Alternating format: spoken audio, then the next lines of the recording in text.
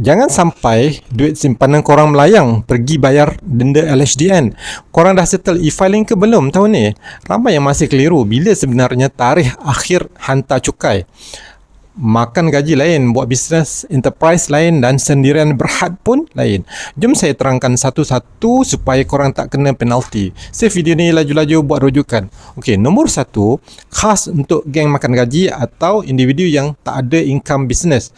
Korang kena isi borang BE. Tarikh akhir manual dia adalah 30 April. Tapi berita baik, kalau korang buat secara online melalui e-filing, LHDN bagi grace period tambahan 15 hari.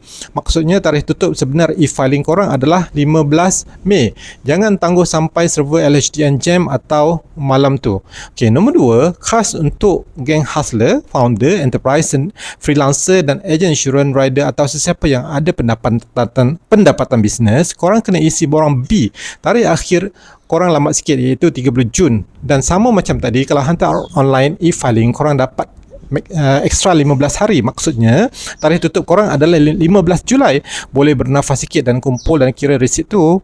Okey, nombor 3, untuk bos-bos besar syarikat sendirian berhad, yang ni unik sikit. Korang pakai borang C. Tarikh akhir dia tak ada satu tarikh tetap dalam kalender untuk semua orang. Tarikh tutup e-filing korang adalah tepat 7 bulan selepas tarikh tutup akaun kewangan atau financial year end syarikat korang.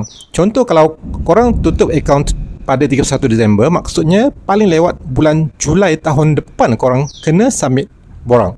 Okey, satu je pesanan penting dari saya, tolong simpan semua resit pelepasan cukai dan dokumen bisnes korang selama 7 tahun. LHDN boleh ketuk pintu bila-bila masa je nak audit.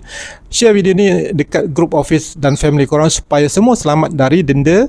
Okey, follow Findoc untuk tips kewangan seterusnya dan jangan lupa dapatkan buku Jangan Bayar Lebih di Showcase. Okey, terima kasih. Assalamualaikum.